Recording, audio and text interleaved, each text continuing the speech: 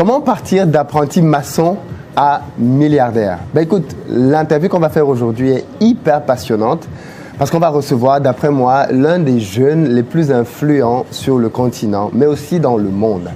On va aujourd'hui discuter avec Tion Myong, qu'on ne présente plus. Si tu ne le connais pas, je t'invite à simplement aller regarder des vidéos qui parlent de son parcours, parce qu'aujourd'hui, on ne va pas parler de son histoire qui est déjà très connue. C'est quelqu'un qui a travaillé avec Akon et avec Barack Obama, qui est arrivé aux États-Unis avec $20 en poche, qui a travaillé dans des restaurants, dans des petits jobs, et puis qui, 8 ans plus tard, était le président des démocrates américains. C'est quelqu'un qui a travaillé à la campagne avec Barack Obama et qui a été avec lui pendant ces 8 années de règne à la Maison-Blanche. Aujourd'hui, nous sommes avec Tion Myong, qui nous parle plutôt de ce qui fait battre son cœur, l'Afrique. C'est cette passion que je partage avec lui qui nous a réunis et qui fait qu'aujourd'hui, nous allons pouvoir travailler ensemble sur des projets qu'on va te présenter très bientôt. J'ai découvert quelqu'un d'hyper sympa, de très humble, de très accessible et qui nous explique pourquoi est-ce que l'Afrique est l'endroit où il faut être. Il nous explique pourquoi est-ce qu'il a laissé Washington, les États-Unis, la gloire, le succès pour se tourner vers cet endroit-là, ce continent-là, le Sénégal qu'il a vu grandir. Il nous parle aussi de son histoire avec Akon, le musicien qui a fait qu'on le connaisse aussi, et leur projet aujourd'hui qui permet d'électrifier l'Afrique. Bref, c'est juste génial de l'écouter parce que c'est quelqu'un qui te parle avec le cœur. Et ces paroles t'attrapent aux tripes. Si tu veux donner du sens à ta vie, cette interview, elle est faite pour toi. Et je pense que tu devrais la partager massivement. La très bonne nouvelle, c'est que dimanche, il sera en direct avec nous sur la chaîne et tu vas pouvoir lui poser les questions que moi, j'ai peut-être oublié de lui poser. Ça va être génial. Partage cette interview, regarde-la jusqu'à la fin parce que tu vas apprendre énormément parce qu'aujourd'hui, on parle à un homme de conviction. On parle à quelqu'un qui a gravi les étapes, tu vois. C'est pas quelqu'un qui s'est fait aider ou qui est le fils d'eux. Non, pas du tout.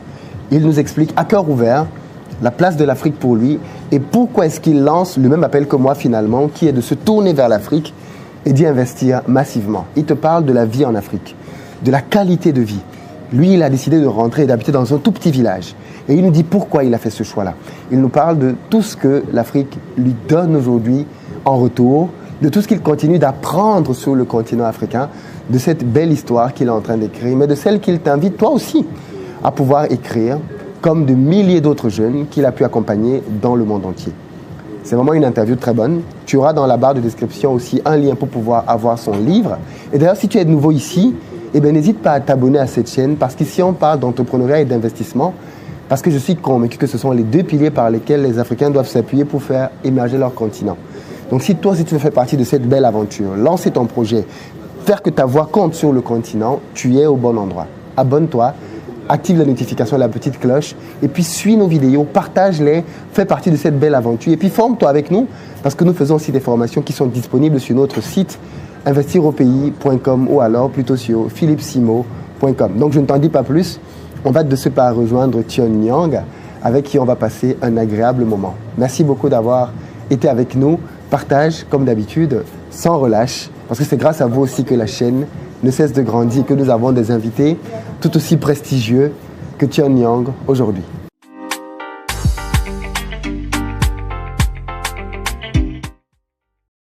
Bonjour Tion. Bonjour. Écoute, merci beaucoup d'avoir accepté de nous consacrer du temps pour pouvoir faire cette interview. Avec Est-ce plaisir. que tu peux, juste déjà pour commencer, te présenter pour ceux et celles qui ne te connaîtraient éventuellement pas encore? C'est Tion Myong, je suis sénégalais d'origine. Sénégalaise d'origine qui vit aux États-Unis maintenant depuis 19 ans. Et depuis 4 ans, 5 ans, je fais le retour dans mon pays, au Sénégal. Je suis le fondateur de Akon, cofondateur de Akon Lighting Africa, Solectra International avec Akon et Samba Bachili. Je suis aussi le fondateur de Give One Project, my foundation qui est aujourd'hui dans 34 pays dans le monde, donc dont 21 sont au Sénégal, sont en Afrique, sorry. Et Give One Project travaille sur l'entrepreneuriat et le leadership des jeunes. Je suis aussi le fondateur de CEO Farm, qui sont nos fermes au Sénégal aujourd'hui. Voilà. Et alors, auteur de 5 livres. C'est ça, auteur de 5 livres. Dont on va parler peut-être un peu d'ailleurs du dernier, ton dernier bébé qui est sorti un peu plus tard dans l'interview.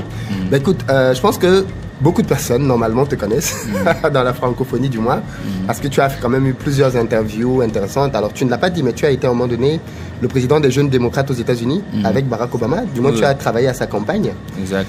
Ce qui t'a permis d'arriver à la Maison-Blanche, de côtoyer finalement les grands et les puissants de ce monde-là. Et la question que j'ai envie de te poser tout de suite, c'est pourquoi est-ce qu'un mec jeune africain qui est arrivé aussi haut se retrouve à retourner en Afrique pour faire de l'agriculture et cultiver des patates, des tomates et du haricot? Oui, parce que d'abord, l'Afrique, c'est notre terre-mère.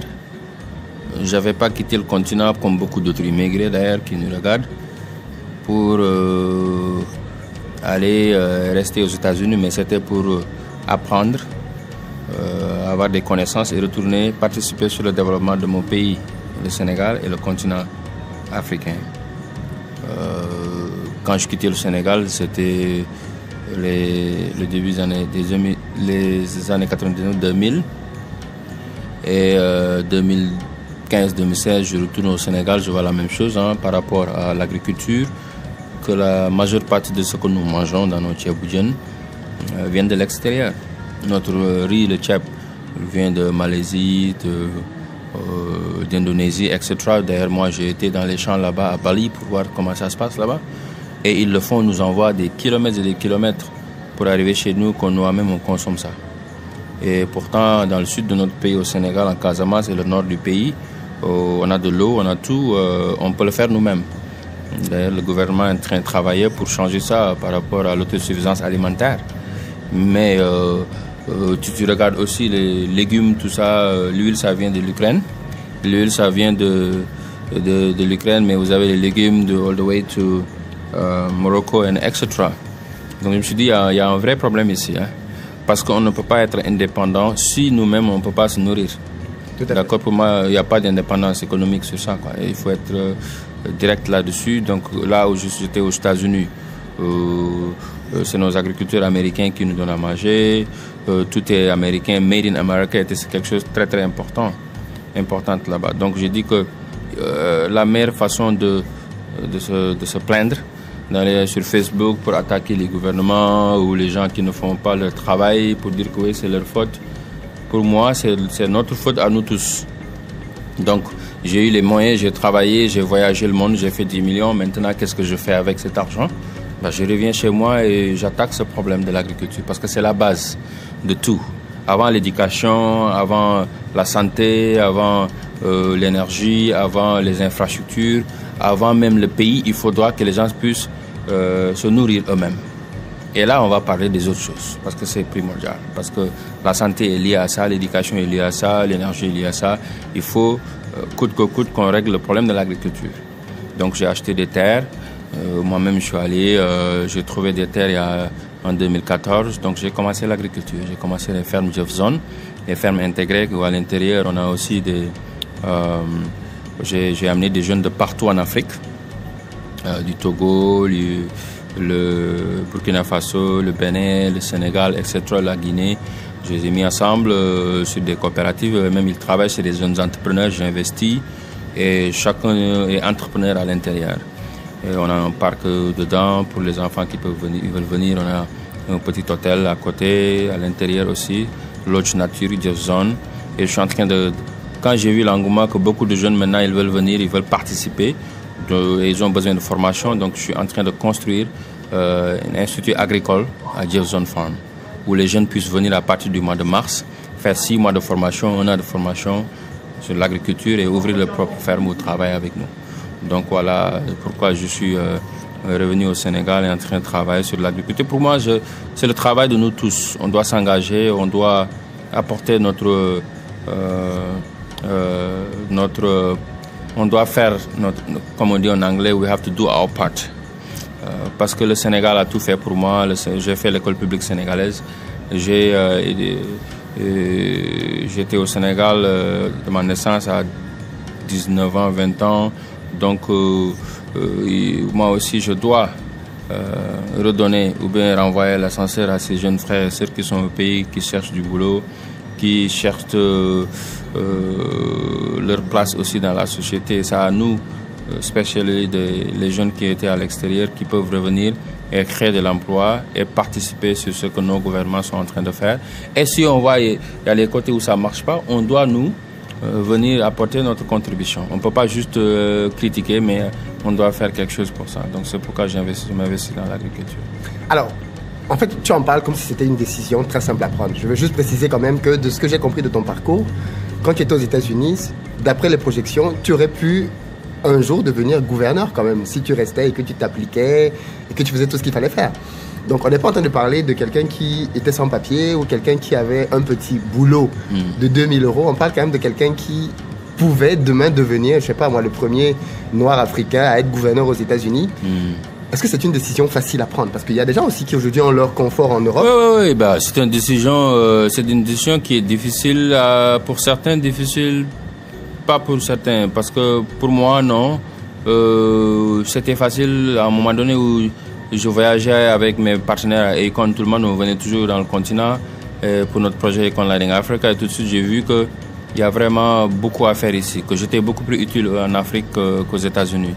Et je me sentais très mal quand je retournais à Washington chez moi et que je voyais dans des villages d'abord à Kaï, quelque part au Mali, quand on était au Burkina Faso, on était au Sénégal, dans les villages comme Tiombor, etc., le Bénin et tout ça. Et je vois nos parents, la façon dont ils vivent, c'était compliqué. Hein. Ils n'ont pas de lumière, ils n'ont pas d'électricité, ils n'ont pas d'énergie. Les postes de santé, il n'y avait rien la nuit. Les hôpitaux, il n'y avait même pas de machines, il n'y avait même pas d'électricité. Et moi, quand je reviens aux États-Unis dans mon confort, ma banque, j'avais assez d'argent, j'ai une belle maison, toujours à Washington, j'avais tout. Je dis, mais écoute, whom much is given, much is required. Je ne peux pas avoir ce confort-là et mon peuple est en train de souffrir et je peux faire quelque chose à mon niveau. D'accord? Je peux créer de la richesse en Afrique. Pas seulement je peux créer de la richesse, mais je peux donner de l'espoir à la jeunesse africaine et aussi à la jeunesse africaine, à la diaspora africaine de faire un peu de retour aussi pour dire qu'eux aussi ils peuvent le faire. Et c'est pourquoi j'ai pris la décision tout de suite de dire, écoute, je peux venir rester aux États-Unis, être candidat pour député, quelque chose d'autre, ou gouverneur, ou conseiller municipal, ou maire et tout ça. Faire une carrière politique ici, mais à la fin, qu'est-ce que j'apporte? Tout est déjà fait ici. Hein? Mon impact, c'est beaucoup mieux en Afrique. Donc c'est pourquoi j'ai décidé de rentrer chez moi, parce qu'à la base, c'était l'idée. Je voulais aller apprendre encore et retourner au pays. Maintenant, alhamdoulilah, que Dieu m'a aidé, j'ai été dans ces nouveaux. Donc il faudra faire le retour et partager le peu que j'ai, quoi. Donc c'est ça. C'était pas difficile. Très bien. Et c'est chez moi. Il n'y a rien de mieux que chez soi. Là-bas, on a le soleil, d'accord. On a la mer, on a les terres, on a la jeunesse vibrante, on a la chaleur humaine. Mais il y a rien que ça, quoi. L'Afrique, c'est spécial pour moi. Là, je suis en Europe, je suis en France, là. Et je veux rentrer tout de suite, là, demain, parce que depuis que je suis arrivé, je vois pas le soleil. C'est froid. Il y a les grèves partout depuis hier et là où je suis moi au village de Sendou ou bien dans mes fermes, c'est le paradis pour moi, tu vois, parce que je suis en directe relation avec la population, c'est la chaleur humaine, les jeunes pêcheurs qui viennent me vendre leurs poissons, je les vois se débrouiller, les jeunes qui sont dans mes champs, qui se battent chaque jour pour avoir des récoltes intéressantes à la fin des 3 mois, et moi je travaille avec eux, I'm sweating with them, and etc. C'est ça me donne cette sens de ma vie, là, tu vois. Et je ne peux pas avoir ça aux États-Unis, je ne peux pas avoir ça ici en France. Et je participe sur ce qui est en train de se faire. Et l'Afrique aujourd'hui, je dis aux jeunes, on est en construction de notre continent.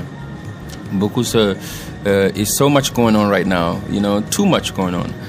C'est un continent qui est en train de se faire, qui est en train de recréer son histoire par une nouvelle génération de jeunes qui viennent de partout, mais aussi la jeunesse vibrante qui sont là-bas, la jeunesse africaine qui bouge chaque jour, qui se lève, le jeune menuisier, le jeune maçon, le jeune électricien, le jeune cultivateur, tous ces jeunes-là qui se lèvent tôt le matin, qui vont dans les capitales travailler, dans les champs travailler.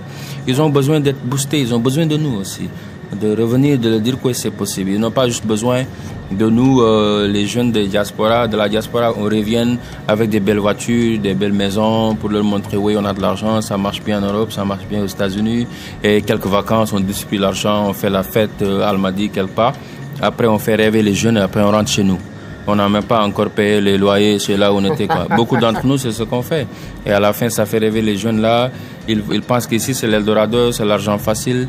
Et ils prennent les bateaux, tu vois, pour vers la Méditerranée. J'étais à Ceuta, j'ai vu les jeunes là-bas. En Espagne, à Barcelone, j'ai vu ces jeunes. Je les ai vus en Italie. C'est très, très, très triste de les voir dans ces conditions-là parce qu'on les vend ces rêves-là qui n'existent plus. Mais au retour, s'ils voient des jeunes comme nous, qui ont été au sommet, alhamdulillah, qui ont touché les sphères de tous les pays, ils ont rencontré les leaders du monde entier, les milliardaires du monde entier, les success stories, un extra, ils se sont fait de l'argent et qui reviennent pas seulement rester dans des maisons des milliardaires à Almadi, faire la fête, des trucs, mais ils les voient travailler dans les champs avec les jeunes. Je pense que ça peut inspirer certains. Et je pense que c'est en train d'être des sources d'inspiration pour beaucoup de jeunes et c'est ça l'idée. Comment on peut faire pour montrer aux jeunes que l'agriculture, c'est aussi un business. C'est pas la pauvreté. L'agriculture, c'est le cœur de notre humanité, de qui nous sommes d'ailleurs. Parce que chaque jour on se lève, on doit manger. Chaque jour on doit se nourrir. Et qui va nous nourrir, c'est cette personne-là qui contrôle notre vie. Et pour moi, je veux que personne ne me nourrit moi. Moi, je veux que moi-même, je vais me nourrir. D'accord?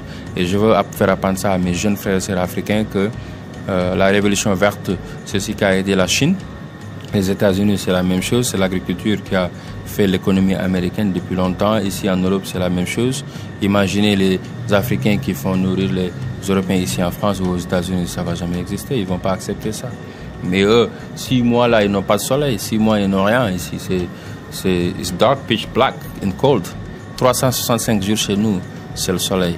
On a la jeunesse la plus... on a la population la plus jeune du monde entier. Dynamique. Voilà, la plus jeune du monde entier. Et nos terres sont plates.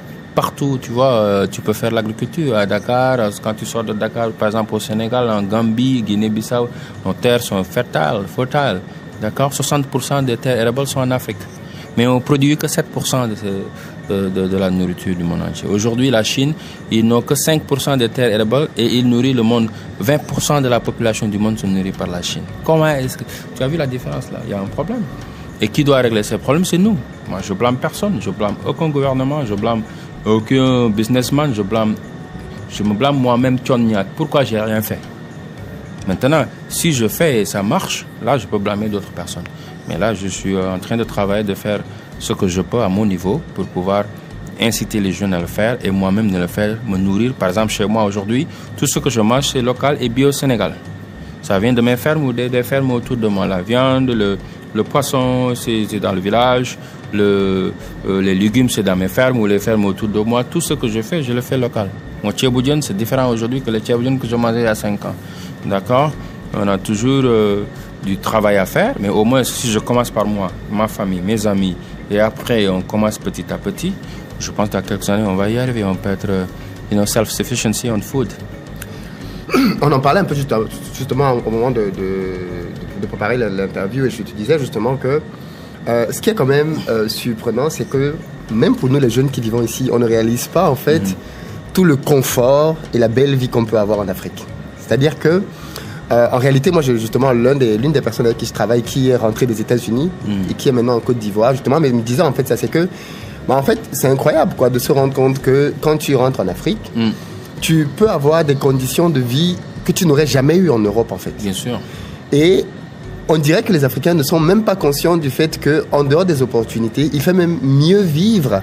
Parce qu'en réalité, le coût de la main-d'œuvre est moins cher. Et avec l'argent que tu redistribues comme ça, en embauchant des gens, ben, tu permets aussi à ces personnes de pouvoir prendre en charge leur famille et de pouvoir faire des choses derrière. Mais il y a le soleil, il y a du travail, parce qu'il y a beaucoup, beaucoup de travail là-bas. Et tu disais un peu ça hier aussi, je pense.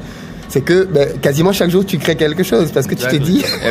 tu peux nous en parler d'ailleurs. Exactly. Écoute, d'abord, il y a la qualité de vie. Oui. Je pense que vous êtes en France et en anglais où on dit quality of life. C'est la même chose. La qualité de vie, c'est ça. Exactement. Ça, c'est incroyable en Afrique. Si tu as un peu d'argent, tu peux vivre beaucoup mieux. Surtout dans nos villages où là, moi, j'habite. Hein? Oui, parce que toi, tu as habité dans un village. Tu as quitté la ville. Moi, je suis dans un village, moi, dans 45 minutes de Dakar. Et c'est agréable. C'est authentique. Tu es avec la population, un très beau village qui s'appelle Sendou, de pêcheurs, des gens agréables. Extraordinaire, spécial, hein, parce que c'est la chaleur humaine, c'est l'Afrique, quoi. Ouais. D'accord? des gens qui travaillent dur pour nourrir leur famille, qui vont dans la mer des jours et des jours, ils passent la nuit là-bas, ils travaillent, ils viennent, ils vendent leurs poissons et après ils se nourrissent. D'accord, ils envoient leurs enfants à l'école. D'accord. Et là-bas, j'ai des jeunes qui travaillent avec moi autour. Et pourquoi je parle de qualité de vie? Parce que ici en Europe, par exemple, si tu fais un peu d'argent et tu prends un chauffeur ou bien tu prends une sécurité à la maison ou juste un nounou à la maison si tu as des enfants, mais tu es foutu. Hein? Si tu n'as pas de l'aide de l'État, mais tu ne peux pas s'en sortir. Ça, c'est des salaires de 30 000, 50 000 euros par personne. En Afrique, tu peux avoir un chauffeur à 200 000, 300 000 ou 150 000. Dans les villages, même à 100 000 francs. Le mois, tu peux avoir de l'aide à la maison, 100 000 francs, 200 000 francs.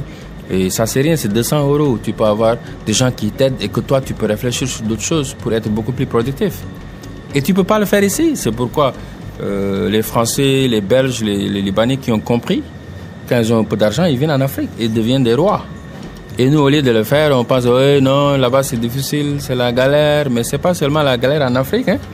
Il y a une belle vie là-bas, il y a des opportunités où tu ne peux pas avoir ici si tu as un peu d'argent. Donc, j'incite les jeunes, s'ils ont des opportunités.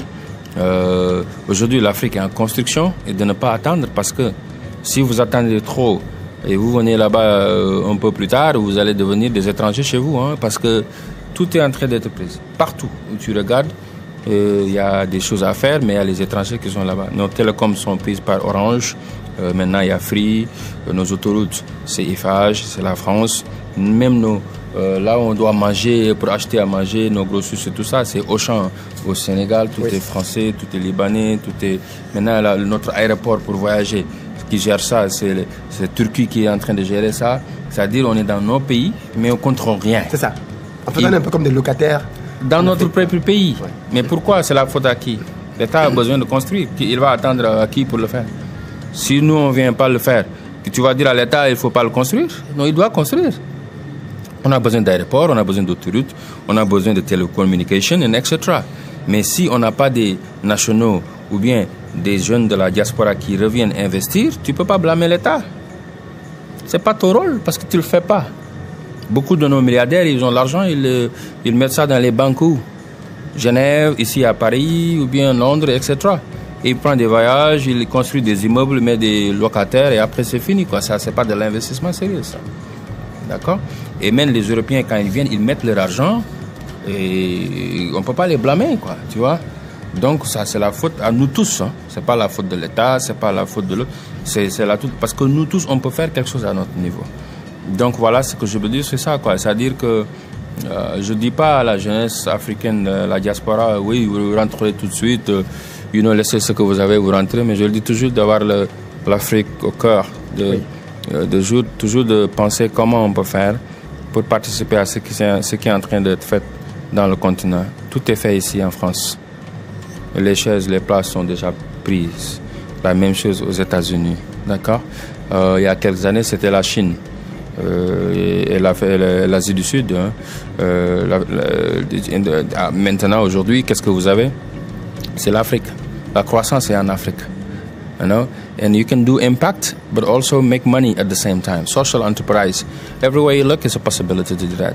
Et c'est pourquoi moi, je suis retour en Afrique. Je suis très ravi de le faire. Je suis reconnaissant que Dieu m'a donné cette inspiration de pouvoir retourner chez moi. Parce que chaque jour, l'impact que je vois des centaines de jeunes que je fais travailler aujourd'hui, à la fin du mois, je les vois amener quelque chose à la maison et gérer les enfants, leur famille, et avoir leur chest out avec pride, avec fierté. Moi, ça me donne encore envie de faire plus. Et puis en plus de l'argent, tu formes aussi les personnes. Bien sûr. Tu leur donnes du coaching, on peut appeler ça comme ça. Exact. Tu les bâtis de l'intérieur parce qu'en fait, c'est la plus grande richesse. Ils me forment aussi en même temps. Ils changent ma vie de l'autre côté. C'est des échanges. Moi, je ne suis pas venu là-bas pour être le Messie. Hein. Je suis venu là-bas pour apprendre encore. Parce que quand on revient avec humilité, là, la vie a un peu plus de sens. Je ne suis pas un donneur de leçons quand je suis là avec les jeunes. Hein. Je partage mon expérience que j'ai acquise à l'extérieur avec eux. Mais au retour, ils me donnent encore plus que je savais, plus que j'attendais, moi. Tu vois, parce que eux, ils sont ancrés dans la culture, ils sont ancrés dans la société, dans les réalités du pays. où moi j'étais absent 20 ans. 20 ans, c'est pas 10 ans, c'est pas 5 ans. 20 ans, j'étais absent, j'étais beaucoup plus dans l'idéologie américaine, parce que c'était normal. 20 ans, tu le fais dans un pays, tu prends les habitudes. Et quand je suis avec ces jeunes, dans les champs, dans mon village, etc., mais là, j'apprends, ils changent ma vie. Et je redeviens encore le jeune Sénégalais qui était là à Kaolack, qui rêvait aussi de prendre l'avion et partir de l'autre côté, chercher sa vie et se battre pour peut-être créer quelque chose pour sa famille et ses parents. Et ça, c'est être avec les jeunes me renvoie sur ça, ce qui me rend beaucoup plus humble chaque jour avec eux. Et je ne vais pas laisser ça pour Washington ou Paris ou truc, parce que ça, to me, is the sense of my life today. You know, it's in the core of why I exist. You know, and I'm very grateful for it. Alors, il y a des jeunes comme toi, comme moi, comme d'autres d'ailleurs qui nous suivent là, qui sont dans la démarche inverse, de partir de l'Europe pour retourner en Afrique. Mais tu as en Afrique des jeunes qui veulent à tout prix partir. Qu'est-ce que tu leur dis à ceux-là qui rêvent d'Europe, peut-être parce que pour eux l'Europe c'est le paradis? Ils doivent rêver. Je vais pas l'Europe n'est pas le paradis.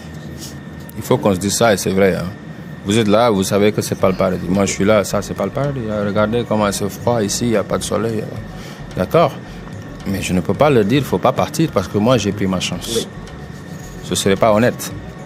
Je ne sais pas si je serais là aujourd'hui si je n'étais pas pris ma chance, si j'étais pas aux États-Unis. Hein. J'aurais pas la chance, peut-être tu n'auras pas la chance de me rencontrer même pour m'interviewer. Parce que c'est les États-Unis, l'Afrique m'a fait naître, mais c'est l'Amérique qui m'a fait grandir, quoi. J'ai cette mixité qui a fait de Pyongyang que tu vois aujourd'hui. L'Amérique m'a donné ma chance sans me demander qui est ton père, quel ministre que tu as envoyé, quel DG t'as envoyé, tu viens de quelle famille, quels sont tes diplômes. Tout ça, l'Amérique ne m'a pas demandé ça. L'Amérique m'a juste donné une chance de montrer ce que je peux faire. Et c'est pourquoi de moins de 8 ans, j'ai commencé par nettoyer les tables aux États-Unis jusqu'à la Maison Blanche autour d'un président africain noir, africain-américain. Et aujourd'hui, par le monde, c'est parce que l'Amérique te donne cette possibilité. D'accord? Ici, il y a des jeunes aussi qui sont partis de rien du tout, qui ont réussi la même chose ici, en France. Il y a des exemples que je peux citer. Mais il y a aussi au Sénégal des jeunes qui n'ont, en Afrique, au Cameroun, chez vous, dans les autres pays, Côte d'Ivoire, etc., qui n'ont jamais quitté le pays et qui ont fait beaucoup plus que moi et toi. D'accord? Qui ont fait des milliards, qui ont fait des miracles là-bas, qui ont créé des emplois, qui ont créé de l'emploi partout, qui ont créé des industries dans le pays. Et ces jeunes-là aussi, c'est des modèles. Nous, on ne sommes pas juste les modèles, mais les modèles ne sont pas nous. Hein. Nous, on était dans l'autre côté pour nous trouver. Mais il y a des gens chez nous, dans nos pays, qui n'ont pas quitté, qui se sont battus avec les difficultés de nos systèmes pour s'en sortir. Donc, qu'est-ce que je répondrai à ces jeunes?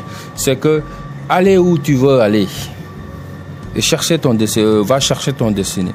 You know, travaillez, mais faites-le dans les règles. Je suis contre les jeunes qui prennent les bateaux pour se suicider en route pour arriver ici en France. Parce qu'ils peuvent chercher des visas. Ils peuvent travailler pour avoir les papiers corrects, même si c'est difficile. Moi, on m'a refusé le visa 4 fois avant de me donner le visa. Mais je suis un optimiste têtu. Je me suis battu. À chaque fois, ils me disaient non. Je venais encore jusqu'à ceux qui sont fatigués, ils m'ont donné le visa. Et d'ailleurs, je dénonce ça par rapport à nos politiques parce que les jeunes Français et les jeunes Américains, quand il a 18 ans, il fait un backpack. Il met ses bagages dans son backpack, il regarde la carte du monde, il fait Sénégal, Indonésie, États-Unis, Europe, partout. Il fait que voyager pour apprendre, parce que voyager, c'est apprendre. Ils ont compris ça. Il a 18 ans, il a son passeport, il va partout, il n'a pas besoin de beaucoup de visas. Même dans nos pays, ils n'ont pas beaucoup de visas. Besoin de visas. Par contre, nous, nos jeunes, ils ont 18 ans, ils veulent voyager, on leur dit non, tu ne peux pas voyager parce que tu es africain. Et c'est pas juste. C'est pourquoi moi, je pense que tous nos pays africains, on devait demander des visas au retour aux pays européens et américains. C'est parce que c'est pas juste, quoi. C'est pas, pourquoi ils doivent venir chez nous sans visa et nous, on doit partir, ils ne nous donnent pas de visa. Même parfois, quand tu as les papiers, tout ce qu'il te faut, Ils te regardent, ils n'ont pas confiance. Oui, tu peux pas, on n'a pas confiance. On te dit non. Ça aussi, c'est quelque chose à revoir par nos États. Il faut que equity entre les deux.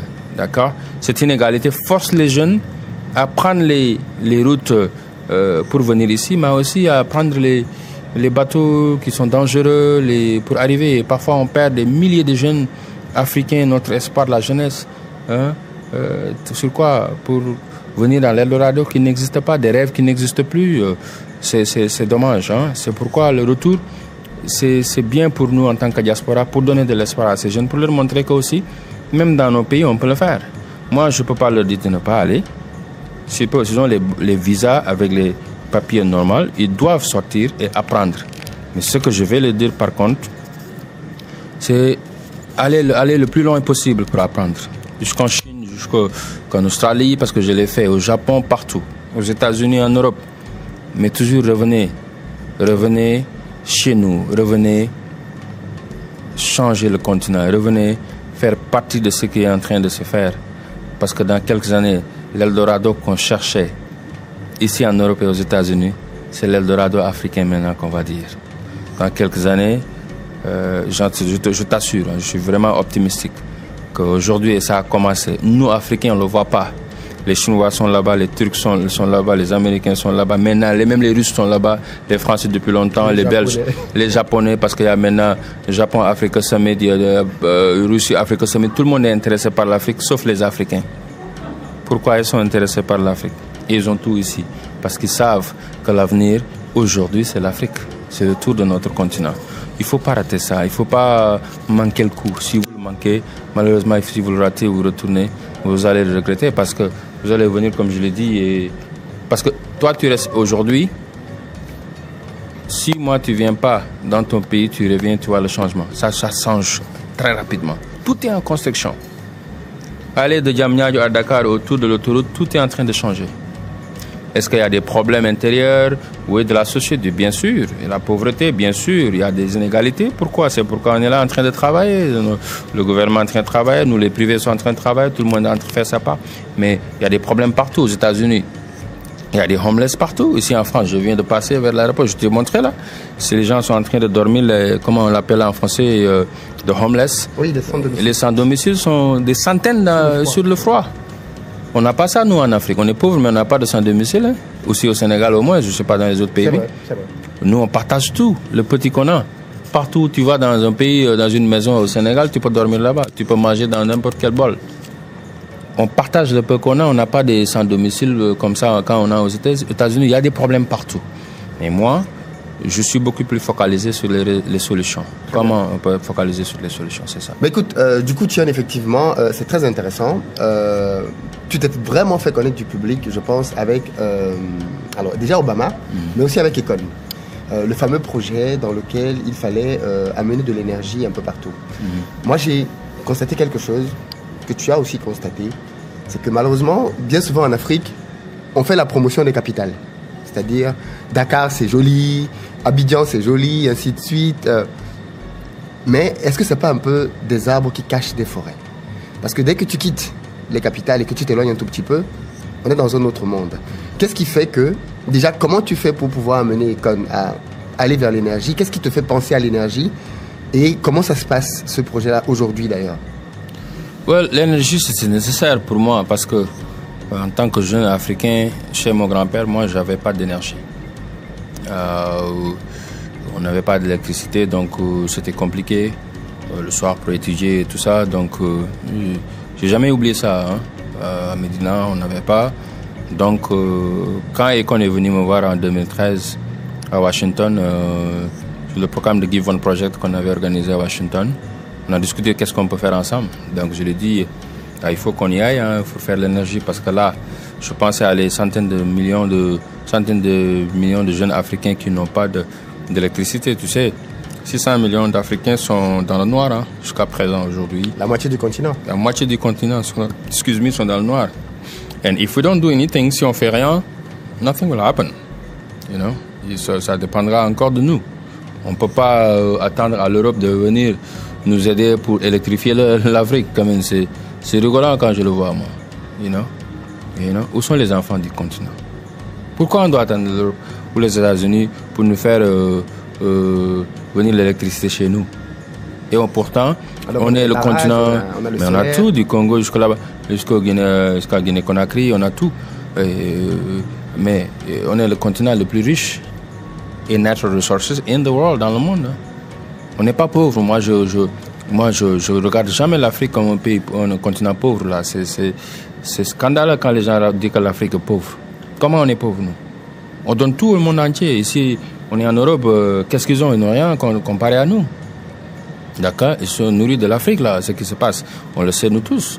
Maintenant, qu'est-ce qu'on va faire? On attend encore pour que nous donnent des aides, là, pour faire un peu de panneaux solaires. On va inaugurer. Après, quand ils rentrent, c'est fini. Après, nos parents sont dans le noir encore. Les hôpitaux, les postes de santé dans nos villages, il n'y a rien. Quand on est malade en Afrique, si on n'a pas des parents pour nous amener en Europe pour se soigner, c'est mort. C'est fini, hein. Il y a des gens là-bas qu'on est en train de perdre dans les hôpitaux. Sur le paludisme. Ici en Europe, c'est dans 2 minutes, c'est fini, quoi. On te donne quelques piles, après c'est fini. Hein? Tu te relèves, tu continues ton affaire là-bas. Tu n'as pas 5 000, 6 000 francs de consultation dans les hôpitaux, tu es mort. Et tu vas dans les hôpitaux, Cotonou, Dakar, tu vas partout, Nigeria, les gens, on est en train de les perdre comme des mouches, hein, malheureusement. Et qui va régler ces problèmes? C'est vous, c'est nous, c'est la jeunesse. Le problème de l'agriculture, qui va le faire? L'énergie, c'est à nous. C'est à nous qui doit le faire. Qui a changé les États-Unis? C'est pas les FMI, le World Bank, l'Europe et trucs. Hein?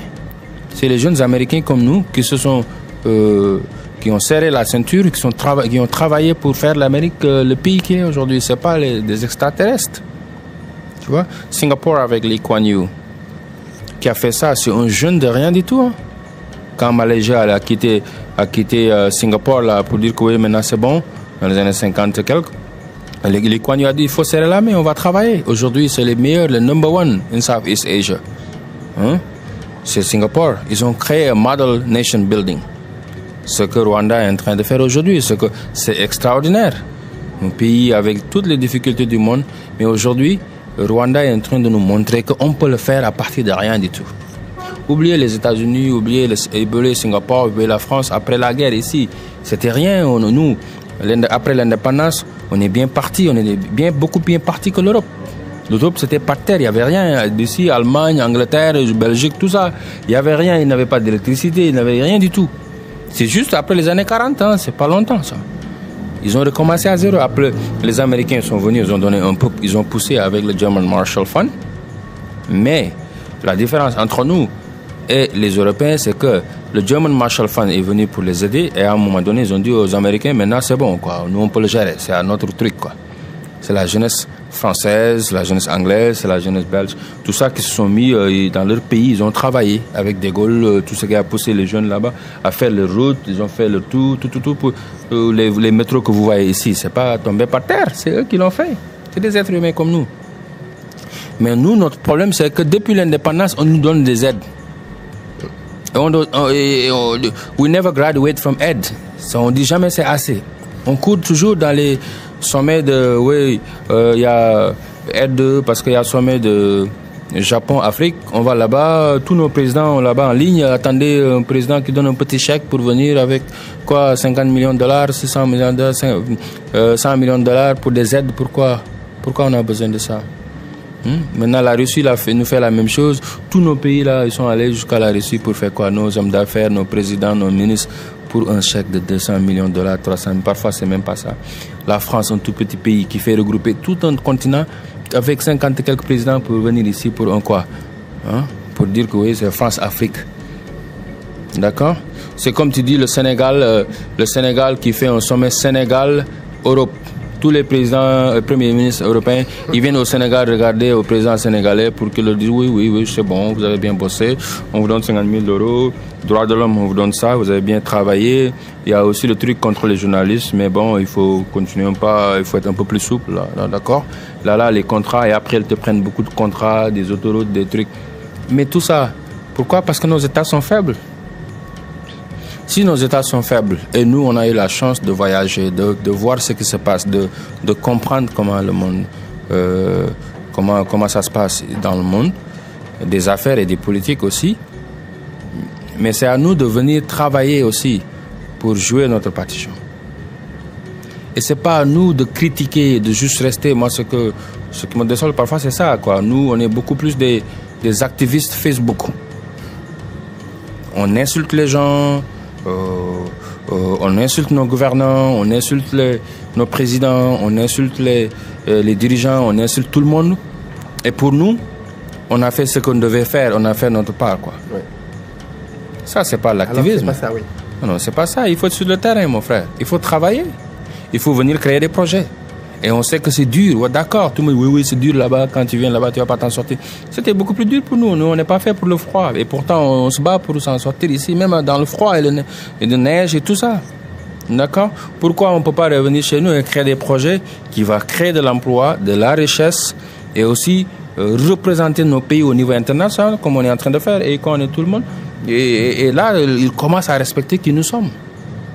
Qu'est-ce que ça sert à moi de venir insulter un président africain ou les gouvernants africains, tout ça, qu'est-ce que ça m'apporte? Rien du tout. Mais au contraire, si je vois, je crée de l'emploi, et si je vois que à ce côté-là, le gouvernement a besoin de l'aide, parce que moi, je peux faire plus à ce côté, je le fais. Si je peux faire un partenariat avec le gouvernement, je le fais. Si je ne peux pas, je le fais tout seul, c'est pas grave. Parce que c'est un puzzle, on a besoin de tout le monde. D'accord? On a besoin de tout le monde. Et c'est là où on a vu que c'était nécessaire. Donc on s'est mis ensemble, moi, Econ et Samba. On a lancé Econ Leading Africa. Et aujourd'hui, c'est dans 18 pays qui fait travailler plus de 5000 jeunes personnes dans le continent. Et on a 2 académies solaires. Les académies sont au Sénégal, au Mali d'abord et au Sénégal. Et aussi une usine de ressemblage qui est à Diamniadio qu'on vient de lancer là-bas. Donc le projet va bien. Et ce que j'aime beaucoup sur le projet, c'est que c'est 3 jeunes Africains, Sénégalais et Maliens se sont mis ensemble pour apporter des solutions sur les problèmes de l'énergie de notre continent. Tout à fait. Et on a mis ensemble des partenaires de partout pour essayer de résoudre un problème très sérieux qui est l'énergie au cœur de tout. Donc voilà, je pense que c'est une réussite pour l'Afrique, mais aussi c'est un message pour le monde qu'on peut travailler ensemble. D'accord, on peut faire des choses ensemble, mais aussi ça a changé nos vies en même temps.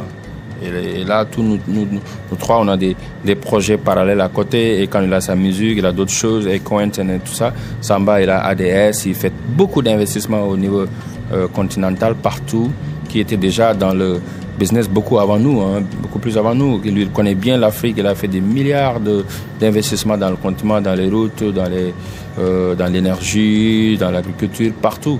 Donc on a mis nos forces ensemble pour faire ce qu'on pouvait, et on continue à le faire. Voilà. Très bien. Mais écoute, juste pour sortir de cette interview, je veux que tu nous parles un peu de lecture. Parce que tu es un grand lecteur et donc tu écris aussi. Pourquoi est-ce que tu as ressenti le besoin d'écrire? Et tu sais bien qu'on dit souvent, malheureusement, si tu veux cacher quelque chose à un noir, you have to put it in a book. Tu le mets dans un livre. They won't read it. Ils vont pas lire. If you were to hide some from us, it's unfortunate, but it's the truth. Most of us don't read.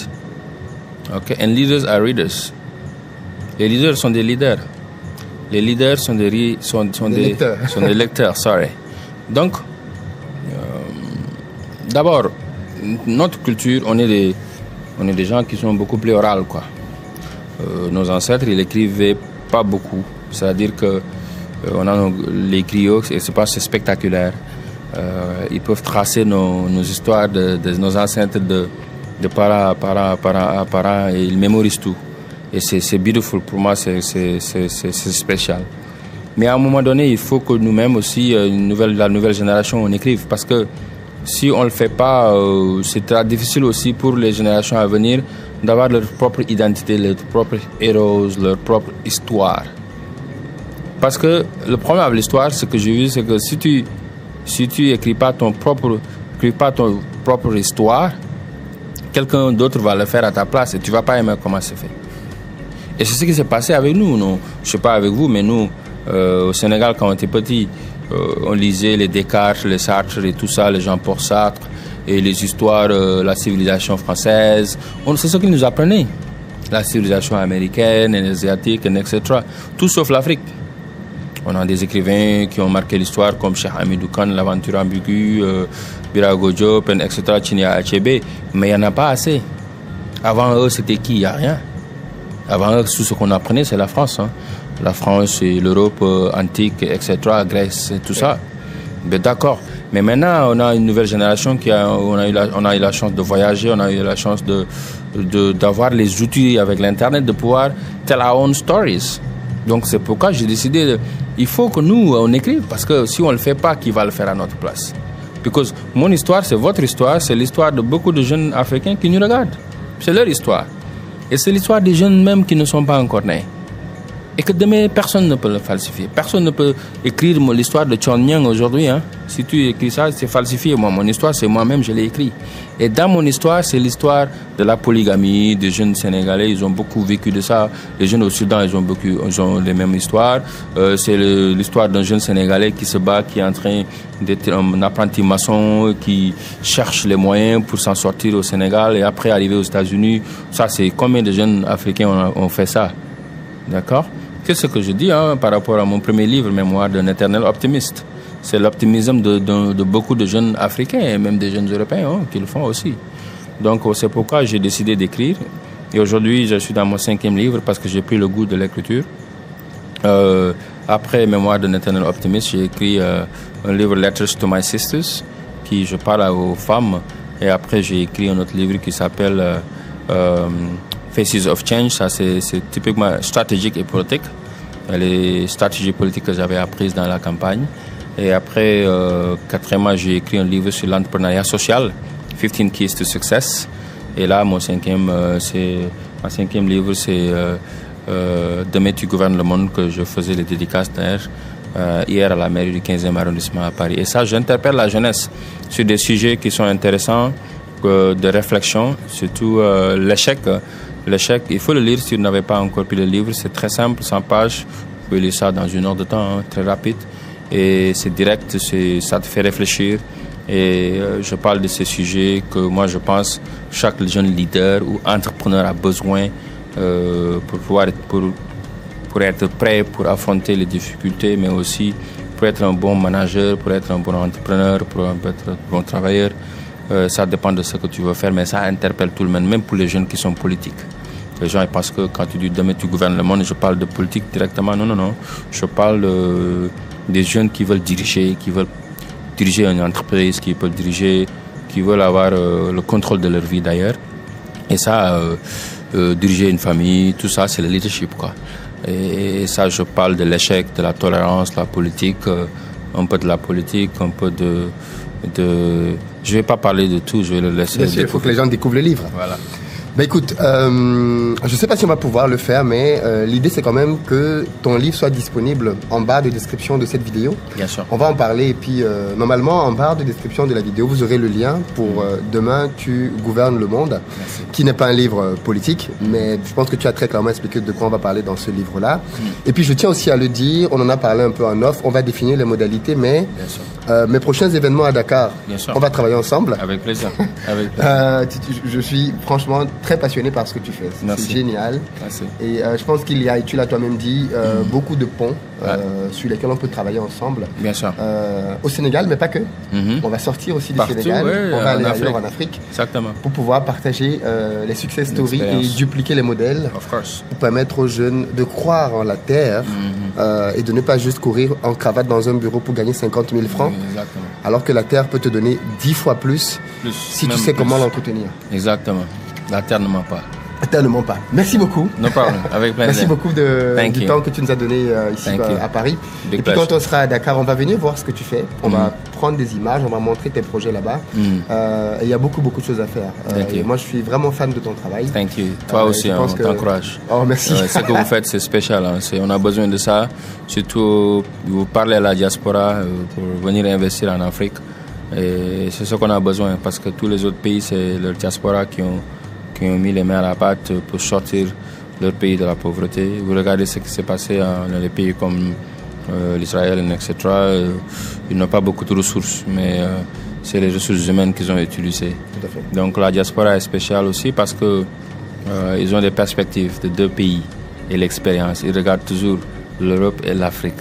Et ça, c'est une richesse que l'Afrique a besoin. Donc on a besoin de vous, la diaspora africaine surtout, de porter, de continuer. Je sais que vous le faites déjà. Continuez à porter le continent avec vous, partout où vous êtes. N'oubliez jamais que l'Afrique a besoin de vous. Jusqu'à présent, la moitié de notre population vit dans la pauvreté. La moitié de la population ne peut même pas trouver de quoi manger.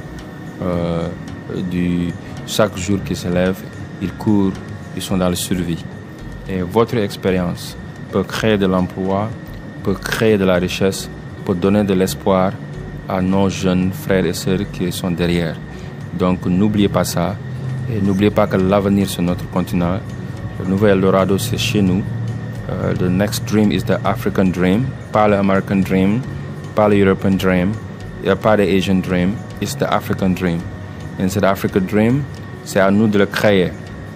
Si on ne le fait pas, le reste, ils vont venir et sont en train de le faire. Ils sont en train de créer leur propre African dream. Vous voyez un Français, un Belge, un Japonais ou un Chinois qui vient chez nous, qui ne parle même pas la langue nationale, moins de 2 ans, ils sont devenus des milliardaires. Tu vas dans nos côtes là-bas, toutes les belles maisons, toutes les belles voitures dans nos pays, en Côte d'Ivoire, au Sénégal, au Niger, partout, c'est les Français, les Belges, les étrangers qui conduisent, qui gèrent ça. Pourquoi? Parce qu'ils ont compris que l'avenir, c'est là-bas. Tout le monde a compris que l'avenir, c'est en Afrique, sauf nous les Africains. Toujours, on court derrière l'Europe et aux États-Unis pour chercher l'Eldorado. Et aujourd'hui, l'Eldorado qu'on cherche, c'est dans nos pieds, c'est chez nous. Donc je vous encourage là où vous êtes, battez-vous, voyagez le plus loin possible, allez le plus loin pour apprendre, mais toujours pour retourner chez nous. Allez le plus loin que possible, mais retournez, amenez-nous ce que vous avez appris et continuez à cultiver, continuez à créer l'Afrique qu'on veut voir demain, qu'on veut léguer à nos enfants. Thank you. God bless you. Thank you. No problem. OK. Pour le livre, dans les commentaires. I hope it's good. It is perfect.